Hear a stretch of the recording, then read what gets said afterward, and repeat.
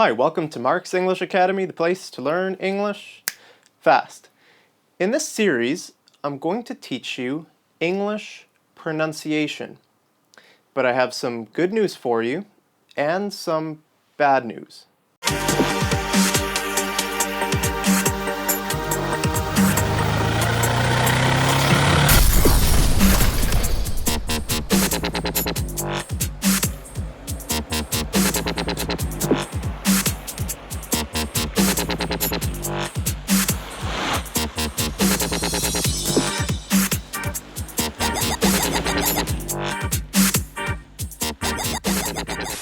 Alright, the good news is that if you want to have English pronunciation exactly like me, you only need to learn about 40 sounds. These sounds right here. A, e, I, u, b, k, d, f, g, j, l, m, n, p, r, s, t, v, w, y, z, ch, sh, th, j, n. Alright, so these are the basic English sounds, and I'm going to make lessons to teach you each of these sounds. Now, we also have some sounds in English called diphthongs. These sounds right here. They're vowel sounds, but they're two vowel sounds put together to make one sound. For example, oi, o, and I. Like in the word toy or boil. This one, ow, o, ow. Ow is what you say when you get hurt. Like if someone pinches you, then you say, ow, stop pinching me. So this sound is in the words around, now, found. Next one is I, e, I. Now this one is actually a long I sound. In words that have the long I sound, it changes, a lot of times it changes to this sound, I. For example, in the word night, or bike, or rice.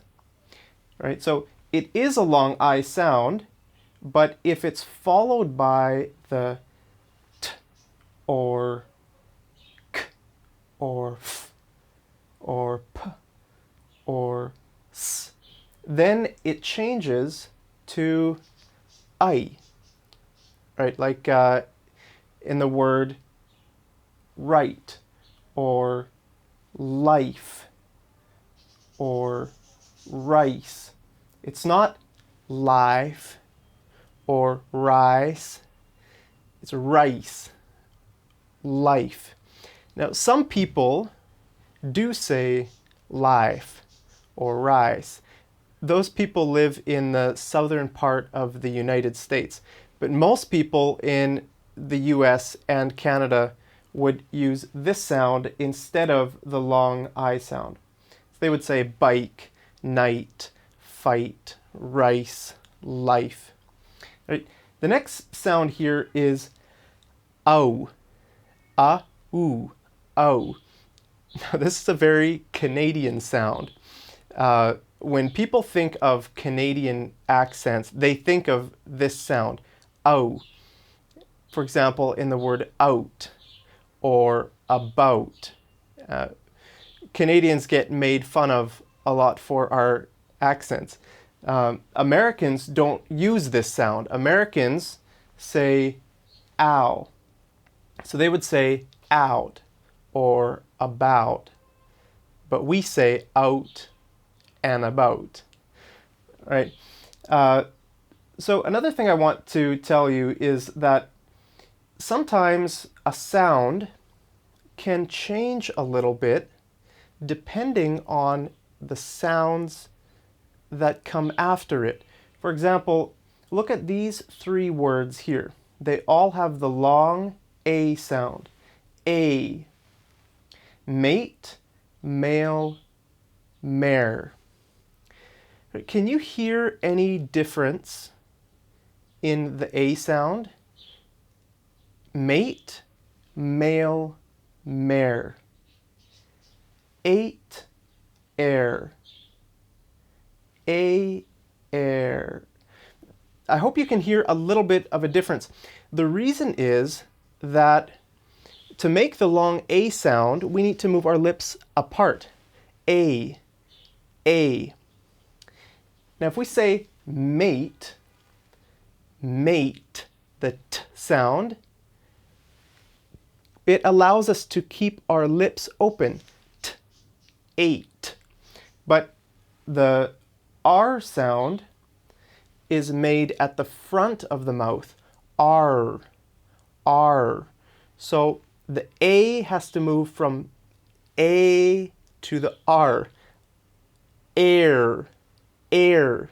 So that's why the A sound changes a little bit. Also, in the word male, male, the L sound also moves a little bit to the front of your mouth. Oh, oh. It's natural to move your cheeks and your lips in a little bit. Oh, male, male. Okay, so don't worry about this. I just wanted to tell you that sometimes sounds change a little bit depending on the word they're in. Right, now you might be wondering why I'm not teaching you these pronunciation symbols for each of these sounds. And I'm not going to teach you these symbols in this series for 4 reasons. The first reason is that I don't know them. And I don't know any native English speaker who knows these sounds. So if a native English speaker doesn't know them, then why should you have to learn them? Okay, the second reason is that if you look up a word in a dictionary, it will have these sounds. If you want to know how to pronounce a word, you will look it up in a dictionary, and it will have these sounds. But it will also have the audio. You can listen to how the sound is pronounced, unless you use a book dictionary. If you have a book, it won't have the audio, but I don't know anybody who has a book dictionary. None of my students ever use a book dictionary. They use their iPhone or their iPad or their computer. And if you use a dictionary on one of those devices, it will always have something you can click on to listen to how the sound, to how the word is pronounced. Okay, let's take this word for example. Do you know how to pronounce this word? Well, let's pretend we don't know how to pronounce this word. And I'll show you on my iPad.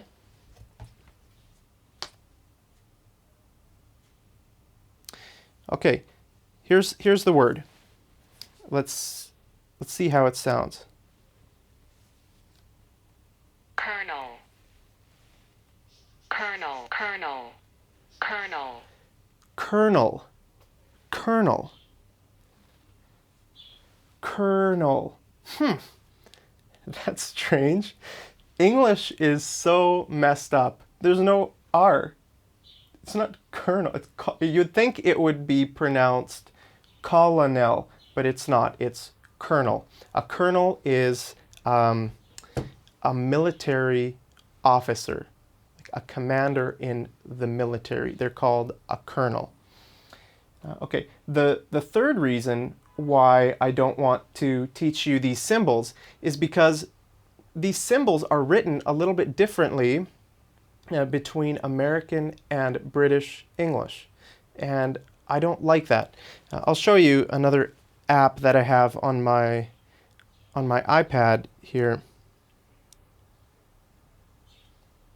So you can see here are all the different sounds.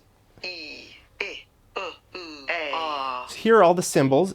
And notice this one. E. E. It's written like a small I. I'm not sure if you can see it from there. It's a small I. Now, if we go to the British English, that was the American. If we go to the British English, change our settings here. British English. Okay. E. So, let's see if it changes here. All right, now E. the sound has a small I, but it has two dots in front of it. So it looks like this. So that's an example of how some of the sounds are written differently. And I don't like that because which system should I teach you if I would teach you these? So I'm not going to teach you those. The fourth reason why I'm not going to teach you those is because everybody pronounces sounds different anyway. A British accent or an American accent or a Canadian accent or a South African accent, everybody says these sounds differently. So if you want to learn how to say a sound, listen to a native English speaker say it. And it's your choice. If you want a British accent, then listen to a British teacher. If you want an American accent, listen to an American English teacher. If you want a Canadian accent, then learn from me. Actually, I don't have a very strong Canadian accent because I've lived in more than 5 countries and I've traveled to more than 25 countries around the world. So I have a very international accent. I hope you can understand everything I say. If you can't understand me, leave a comment down there and I'll try to tell you what I'm saying or fix my pronunciation in some way.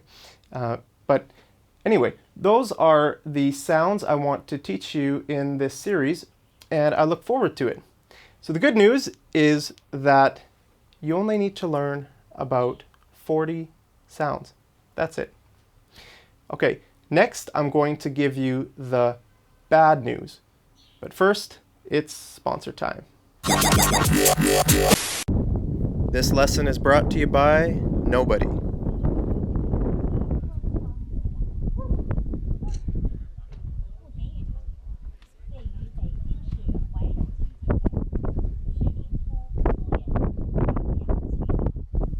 Instead of enjoying this great view from the Great Wall, you could be watching me promote your product or service. One thing I was going to mention before the break was this symbol here. This is called the schwa symbol, and it's very important. The symbol, this upside down E, that's not important, but the sound is very important. It's a vowel sound, but it's not really a real sound. Anyway, I'll teach that to you in a later lesson. Now for the bad news. The bad news is that this is English. This is English. There are 360 million native English speakers around the world, and there are more than 1 billion non-native English speakers. Now, that's really interesting because no other language is like this. No other language around the world has more non-native speakers than native speakers. So that's what makes English such a strange animal. Did you know that there are more than 60 countries around the world that have English as a national language? More than 60. Countries like Pakistan, India, Nigeria, Zimbabwe, Barbados, Jamaica, lots of countries. But when most people think of an English-speaking country, they think of 6 countries: Canada, the United States, Ireland, New Zealand, the UK, and Australia. So Canada has about 20 million English speakers. The US has about 240. Ireland and New Zealand have about 4 million each, and the UK has about 60 million, and Australia has about 18 million. So you can see the US has more than half of all the native English speakers in the world. That's why the American accent is so popular around the world. Everybody wants to learn an American accent. Okay. Now, the reason these countries are considered native English speaking is because more than half their population speaks English as their mother tongue. But these countries, less than half speak English as their mother tongue. But India has 130 million English speakers. That's a lot. And Pakistan has about 95 million. Nigeria has about 85 million. So these 3 countries have almost the same number of English speakers as all of these native English speaking countries. And these are only 3 countries. Remember, there are more than 60 countries around the world that have English as a national language. So the problem is that when these groups communicate with each other, they have such different accents that sometimes it's hard to communicate, and sometimes there are some misunderstandings and miscommunications. For example, lots of people in Canada and the United States, they don't understand people from India or Pakistan. It's hard. Sometimes people from these countries might not understand someone from Ireland or Australia. So anytime you're trying to communicate across these borders, across these accents, it can be complicating. I understand almost everyone. The reason I understand everyone is because I've lived more than half my life outside Canada. So it's quite easy for me to understand people from these countries. But most people have never been outside their own country. So it's hard to understand someone with a different accent from on the other side of the world. Even I find it hard sometimes to understand people with stronger accents. For example, I lived in the UK for 3 months, and while I was there, I heard so many different accents. For example, the word butter. I say butter, but when I was in the UK, I heard so many different ways to say that word. Butter, butter, butter. I don't know. There are so many different accents there. It's ridiculous. And then you can go to a place like India, and they say butter. You want butter chicken masala? Look, accents are funny. Don't be ashamed of your accent. Everybody has an accent, and that's okay. That's good. But the problem comes when your accent is hard to understand. For example, if you have a Chinese accent and everybody can understand you, then that's great. Then you don't need to change anything. But if you have a Chinese accent and nobody understands you, then that's a problem. And I want to help with that. That's why I'm making this series on pronunciation. I think you'll learn a lot from this series. If you like my accent, then click on the like button right down there. But if you want to make fun of my accent, then leave a comment right down there and I'll laugh about it. All right, I look forward to teaching you in this series, and I'll see you over in the next lesson. Take care.